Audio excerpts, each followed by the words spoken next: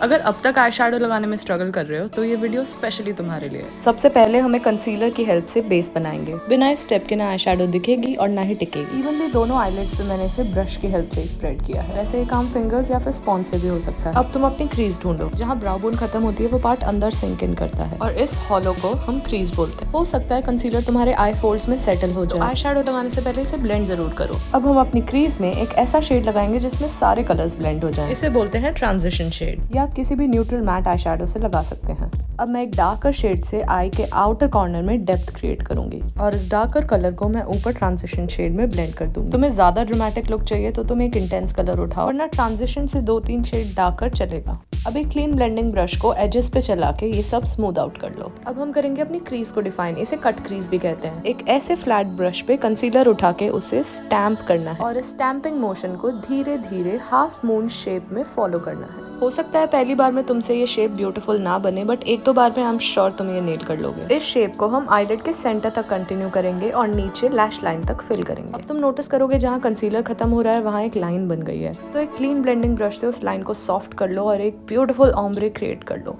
अब है तुम्हारे लाइटेस्ट शेड की बारी। तो जहाँ जहाँ मेरा कंसीलर गीला है उसके ऊपर मैं एक आई शेडो लगा के इसे लॉक कर रही हूँ। अब इस लाइट शेड को बाहर के डार्क शेड से मिलाने के लिए इन दोनों के बीच का कोई शेड पिक करेंगे और उसे अप्लाई करेंगे। आई शेडो पैची छोड़ना इज बैड मैनर्स, तो एक ब्लेंडिंग ब्रश से इन दोनों को भी ब्लेंड कर लो। अब मैं एक छोटे ब्लेंडिंग ब्रश की मदद से सिर्फ क्रीज के अंदर और डेप्थ ऐड कर रही हूँ। आउटर कॉर्नर को भी मैंने थोड़ा और डेप्थ दिया है। अब चाहो तो तुम यहाँ रुक के अपना आई लाइनर कर सकते हो या फिर एक फ्लफी ब्रश पे शिमर आई शेडो को पिक करो और इनर कॉर्नर से सेंटर ऑफ द लिड तक थोड़ी शाइन ऐड कर लो। फ्लफी ब्रश मैंने इसलिए यूज किया है क्योंकि मुझे इस शिमर की इंटेंसिटी हल्की चाहिए थी। फुल इम्पैक्ट के लिए तुम फ्लैट ब्रश यूज कर सकते हो। अब तुमने इतनी सुंदर आईज कर ली और आईब्रोज को डिफाइन नहीं किया तो इस लुक का कोई फायदा नहीं है। जैसे हम एक सुंदर पेंटिंग को फ्रेम करते हैं वैसे ही हम अपनी आईज को फ्रेम करेंगे आईब्रोज को स्ट्रक्चर देकर। ओवर फिलिंग अवॉइड करते हुए मैंने सिर्फ जहाँ गैप्स थे वहाँ फिल किया है और फिर आईब्रो को एक बार ब्रश आउट किया है ताकि ये सब ढंग से ब्लेंड हो जाए। तुम अपने हिसाब से लाइनर लगा लो, पूरा मेकअप खत्म कर लो और फिर बॉटम लैश लाइन डिफाइन करना चालू करो। एक मरून काजल पेंसिल से मैंने बॉटम लैश लाइन को डिफाइन किया है। तुम ये आई शेडो से भी कर सकते हो, जो तुम्हारी मर्जी, किसी भी कलर का काजल लगा लो। मैंने सॉफ्ट लुक के लिए ब्राउन कलर यूज किया है। आईज को हाईलाइट करने के लिए हम इनर कॉर्नर और ब्राउ बोन्स पे एक लाइट शिमर शेड लगाएंगे।